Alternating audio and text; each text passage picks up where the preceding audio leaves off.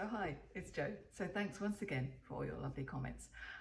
So we've now finished the horse and we're going to be moving on to covering and focusing on the basics of watercolours. So when somebody wants to start painting in watercolour, it can be very daunting. So we're going to cover equipment, colour spectrum, some tonal work, how the complementary colours work together, and whether it's worth investing in better equipment, or you know, do you just keep it sort of buying the cheaper stuff until you feel really confident and ready to move on to the more expensive stuff. This week we're going to be covering the colour spectrum and just a little bit on the complementary colours. So I hope you enjoy the video. Thank you very much. Bye. Hi, so this week we're going to talk a little bit about equipment, colour spectrum and paint application. So I just thought I'd show you the front of the of my watercolour book. This Fabriano, this is more of a student sort of level watercolour paper, so it's very cost effective and it's pretty good paper for practicing on. So as you can see, I've started to colour in a colour spectrum and just put a few of the colours out. So these colours, which are the primary colours, and I've put those on with tube paint. So we're going to have a go at painting the secondary colours in with watercolour pans. Now this is a tray of pan paints, so they're exactly the same, but they are dried. So once they make the paints, they dry them and then they just put them in these little pans. Very cost effective for beginners, and obviously you get a good range of colours, so they're a really good option for those that are starting out in watercolour. So we're going to try putting these colours in with pan paints just to see the difference in maybe intensity of paint or ease of being able to put the paint on. So we'll firstly go with a green.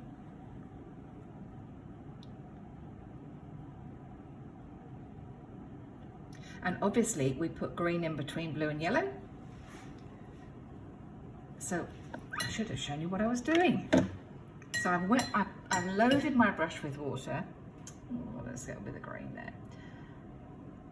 And then I work it, and I've already sprayed the paint, so they're already quite wet. And then you just roll your brush around in the paint, so you know you can get it as thick as you can, really. And then I'm going to come in over here.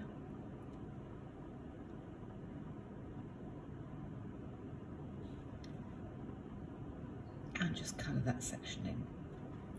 So if we go to one of the other colours now, right, let's go to the orange. It's really important that you put them in the right place because the colours are the opposites of each other. So I'm just putting in orange now, which is the opposite to blue.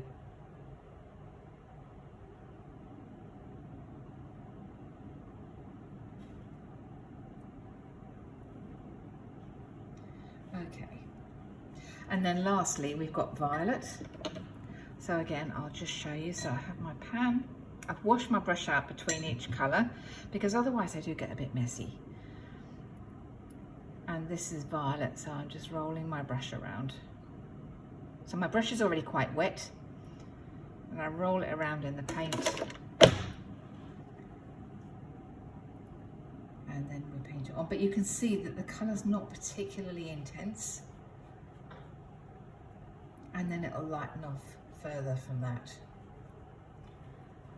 Okay, so now, we've done our little colour spectrum. So the reason we really need to know about it is because the colours are opposite each other. So we've got yellow and violet, and they're opposite ends of the spectrum, as are red and green and orange and blue. So on this section here, what I want to do is just put opposite colours next to them, so you can really see how they work off, they spark off each other when you put them in your, so if you decide to use this colour combination in your pictures, it will give an added life to your picture, rather than if you would use all harmonising colours, for example. You know, you need something else to make your focal point stand out. So when you've got orange here, the opposite colour is blue, so I'm going to go with a really intense ultramarine blue, which is a really useful colour in your palette. Okay.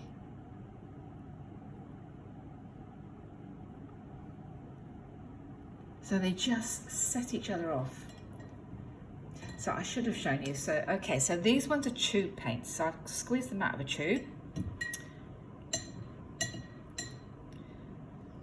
And I'm re-wetting this one because it had dried. But it's much easier. The benefit of having tubes are A, they're a lot cleaner, but B, you can paint large areas very quickly without having to keep constantly working into your paint.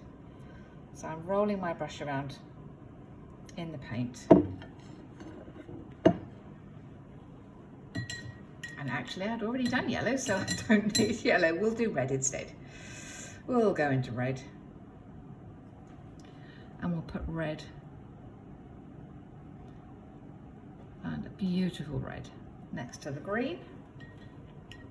And now we need a violet, so I might go back to my pans because they were already in there. So let's go into that violet. Try to just work that in there to go next to the yellow. Personally, that's my favourite colour combination. I love yellow and violet. Okay, so before we just do anything else, I really wanted to just demonstrate to you the differences in tube and pan paints. So I'm going to go and, so I've squeezed a bit of green out here. So I've got a lot of water on my brush. So I'm going to just work my brush into that paint. Beautiful rich green.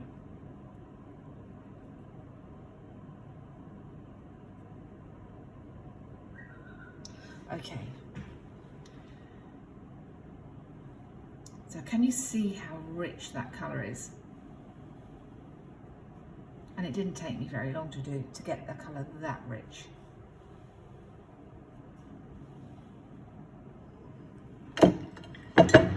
And now I'm just going to add a little bit of water below it.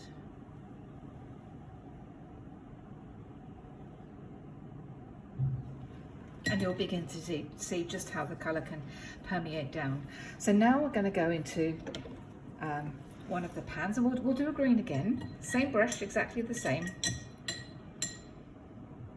And I think this one's probably pretty similar.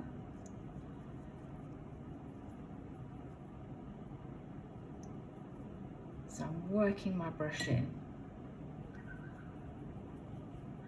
Trying to sort of, I can see green on the brush, so I must have got a fair bit of paint on there.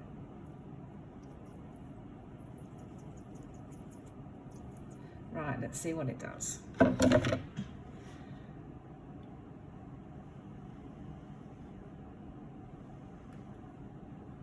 Right, I'm hoping that you can see that the colour doesn't have that intensity. When you're working with pans, it can be very hard to get really strong colours. I would say that's the key advantage of tubes over pans is that intensity of colour and the difficulty when you're doing something big. But if you're an artist that likes working miniatures, likes working small, then pans will be fine for you. But I think that's probably going to wrap it up for today. So I hope that you've enjoyed just this little insight, and next week we'll do something different, but still around the basics of paint application. Thank you very much. Bye.